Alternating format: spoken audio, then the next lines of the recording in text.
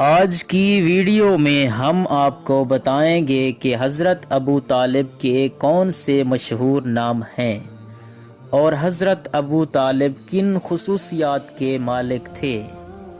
حضرت ابو طالب کے 3 نام مشہور ہیں: ابو طالب، عبد مناف اور عمران، لیکن سب سے زیادہ مشہور نام ابو طالب ہی ہے۔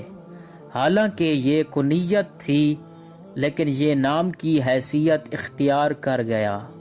جناب ابو طالب کے بہت سے القابات بھی ہیں۔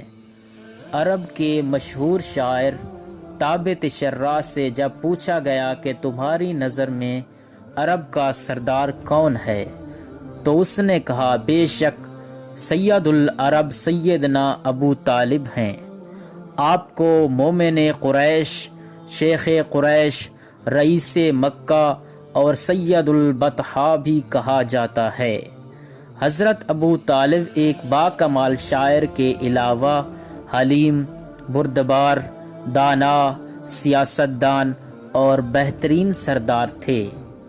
اقسم بن سیف سے پوچھا گیا کہ تم نے حکمتیں، سرداری، بردباری اور حلم کہاں سے لی تو اس نے جواب دیا، میں نے یہ سب کچھ عبد المطلب کے بیٹے ابو طالب سے سیکھا ہے۔ آپ انتہائی حسین و جمیل قد آور شخصیت کے مالک تھے۔ آپ میں قدرتی طور پہ بادشاہوں جیسی شان و شوکت اور دانشمندی پائی جاتی تھی۔ اہل مکہ ان کو شیخ کہہ کر پکارا کرتے تھے۔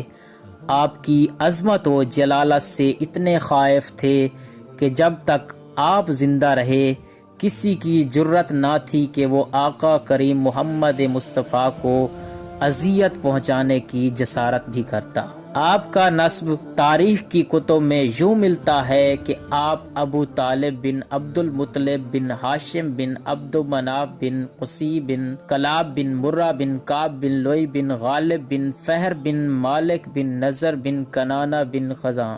ولادت کے وقت آپ کا نام عمران یا عبد مناف رکھا گیا تھا۔ جب حضرت ابو طالب علیہ السلام کے ہاں بڑے بیٹے کی ولادت ہوئی تو اسی کی مناسبت آپ کی کنیت ابو طالب ہو گئی۔ حضرت امام علی علیہ السلام نے جب قرآن کریم کی تکمیل کی تو آخر میں یہ الفاظ تحریر کیے، اس قرآن کو علی ابن ابی طالب نے تحریر کیا ہے۔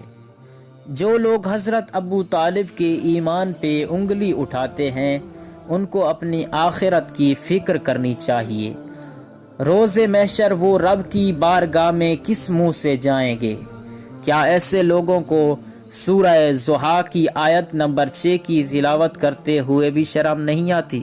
مومن قریش، سید البطحاء، متولی کعبہ سیدنا ابو طالب علیہ السلام کی ولادت بسعادت آپ سب کو مبارک ہو۔